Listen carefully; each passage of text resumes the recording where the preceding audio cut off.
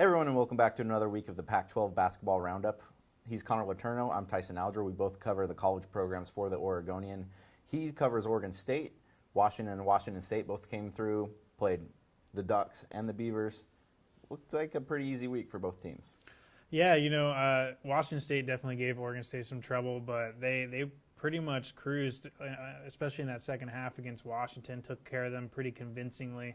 Dude, how bad does Washington look? You know, this was a team that started out like 11-0 or something like that. They were ranked up in like the teens in the top 25 rankings, and now they're just Oregon handled them relatively easy, or not relatively easily. It went down to like the final shot, but still Oregon didn't play great that game. Then Oregon State comes out and just hammers them. No, it's you look at their season, and you're right. They started, I think, 11-0, and then they had 4 straight losses, and they have 3 straight wins, and then now they're on a 5-game skid, 4 of those without Robert Upshaw, who was dismissed from the team.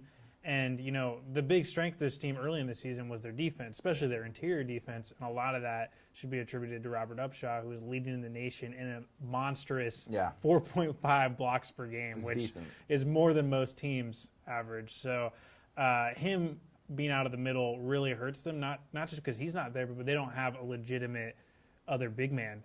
Sean Kemp is a decent big, but they're playing. They kind of put in a tweener to replace Robert Upshaw, a freshman, in the starting lineup, and their interior defense is pretty much falling apart, which I think has contributed to this skid. And I don't see them recovering. I think that they're not going to whiff the NIT this year. Yeah, well, especially when they had a relatively decent game at Oregon. You're able to push them into the final possession.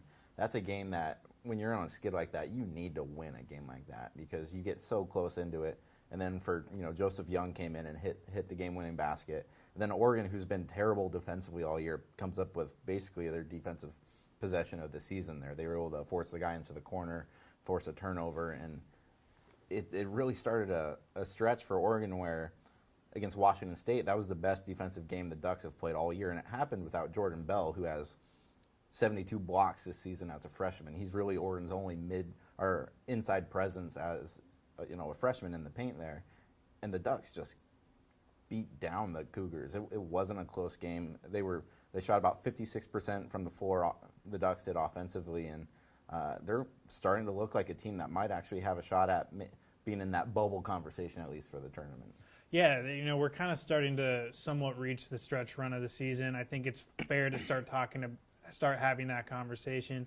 What do you think Oregon needs to do to not just enter Selection Sunday on the bubble, but to stake a claim in that tournament? They have to win both these games this week coming up at USC and UCLA. Both those are teams that Oregon has beat already. UCLA is going to be tough at home, but they need to win those 2 games. They need to beat Colorado on that Wednesday coming back. And I think the key for them is to beat Utah at home on that Saturday. Oregon, they're playing well. They have a good record, but they do not have a kind of a signature win this season. Their best win right now is over Illinois, who I think is about in the 70s in the RPI or so. They just don't have that one big signature win. I might be wrong on Illinois' RPI there too, but if they can beat Utah at home and then maybe split, I think it's okay for them to have a loss at some point in there, maybe at Stanford. I think it would be key for them to win that game. But, if you can beat Utah, that would really help shore some things up. And, if they are able to win a game or 2 in the Pac-12 tournament, that would really kind of solidify their chances. Definitely. Oregon State is, I think they're a little bit outside of the bubble picture right now for NCAA tournament, just due to their RPI. They're in the 70s right now. They've been hovering in the low 70s. And, that non-conference schedule that Craig Robinson scheduled is really hurting them. Not doing them any favors. Losing to Quinnipiac early, losing to Auburn didn't help. And then in conference, they're sitting pretty right now, given the preseason expectations at 7-4. Who would have thought that Oregon State would be tied with Stanford right now for third this late in the season? But that's where we are, and that just speaks to the topsy-turvy nature of this conference. Oregon State, I think, I think if they can somehow go 2-0 on this road trip and then somehow miraculously beat Utah at home, then they have a very legitimate shot. Well, yeah, at because the then NCAA tournament. you'd have wins over Utah and Arizona.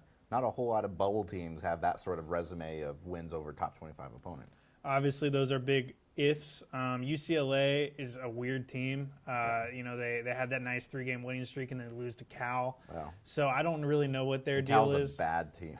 Right. I don't really know what UCLA's deal is. I don't expect Oregon State to win that game on the road, though. They should be able to beat USC, which is just completely in utter free fall right now. I think they've lost 10 straight or something like that, and they're just falling apart at the seams. I expect them to win that game. And then, this team is 13-0 at home. Yeah. 14-0. I'm getting confused at home, which is the first time in program history that has ever happened. And so, who's to say they can't beat Utah at home? The big question mark, obviously, facing Oregon State right now is Victor Robbins, sixth man. He was, he's 8 games into his 10-game suspension right now. Came out during the game the other day against Washington that he got a DUI on Sunday. I've talked to Tinkle about it. He's still kind of figuring out what they're going to do. My personal gut would be that he will never play Oregon State basketball again, which means that they have an already short bench. They basically are going to have to pay the rest of the season with one true regular coming off the bench, and Jamal Reed. And Jamal Reed, which I'm writing about right now, has a heart condition and can't really play more than 25 minutes a night. Yeah. So, that's your only guy really off the bench who's giving you much. Shea Njai had a nice little cameo against Washington. It would be important for him to do more. But, with how razor thin this bench is, the question is, can they keep things together for the rest of the season? Yeah, that was one thing I was actually concerned about with Oregon going into that game when you found out that Jordan Bell was suspended for that game. He was apparently harassing a parking attendant who was trying to give him a ticket before the game. Oregon has 0 big men on the bench after him.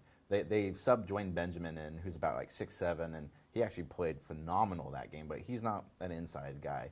Their 2 big inside guys are Michael Chandler, who's 6'10", and Roman Sorkin, who's 6'10" also, but skinnier than a toothpick. And both those guys aren't in game shape. Michael Chandler can run the floor about 2 or 3 times before they got to take him out. Same with Sorkin. And the thing with Sorkin is they really got to put some weight on him because he gets in there and he gets pushed around like a rag doll. The thing is, though, is I could see Sorkin next year being a really great player for them because when he's able to get outside, he can knock down shots like that, and he has much better hands than Chandler does. When Chandler gets the ball, it's kind of like the, oh, my God, what am I going to do with it sort of thing. So that's why it's so important for both these teams you can't have injuries anymore, and you can't have any sort of suspensions or kind of off-the-court incidents because these teams have had a lot of success, a lot more than a lot of people thought, but success can go right down the tubes if you lose 1 or 2 players. Yeah, and I mean the fact that Oregon State has been doing this with basically no bench for the past 8 games is pretty amazing. They're 5-3 without Robbins, which I didn't expect to happen. Yeah. It'll definitely be intriguing to track going forward. What are you kind of expecting out of Oregon? You're going to be in LA. Yeah. What are you expecting from these 2 games? I'm expecting them to actually beat USC handily. Oregon's playing at a clip right now better than they have the whole season, I believe. And if they really kind of want to take on the mold of a potential contender for, obviously they're not going to knock off Arizona and for the standings, but if they want to really state their case, they got to come in and win some of those games, especially on the road, and win them convincingly. UCLA, I have no idea what's going to happen in that game. Oregon beat them by 20 at home. UCLA, like we've said, they're a weird team. They beat Utah. They've lost to Cal. They looked terrible against Oregon earlier in the year. I think that one could be a toss-up. But I think all this really just kind of further cements how interesting the Pac-12 tournament is going to be, which we just got our applications for media credentials for first week of March. It's going to be a heck of a tournament because other than Arizona, I think anybody is susceptible in that bracket to lose or win or upset. It could be a lot of fun. I would not be surprised if we had interesting pairing in that championship game. Even Arizona is proving that it can lose to teams that it shouldn't be losing to. So, they're not a great shooting team, and when their shots aren't going in, they can lose. So that'll be very interesting. I think the Civil War is actually going to be very intriguing on March 4th. It's going to set up the tournament. I think both teams are probably going to be right around the bubble, if not on it, at that point. So it'll be a very intriguing matchup. Yeah, and playing in a place that Oregon State hasn't lost yet this season. But so we have USC, UCLA this week. Then it's 2 more weeks of regular season, and then Pac-12 tournament, and we'll be there along the whole way to cover this thing. Remember, you can find all of our stuff at OregonLive.com/Beavers/Ducks. He's on Twitter at Con Oregonian. I'm at Tyson Alger, and we'll be back next week.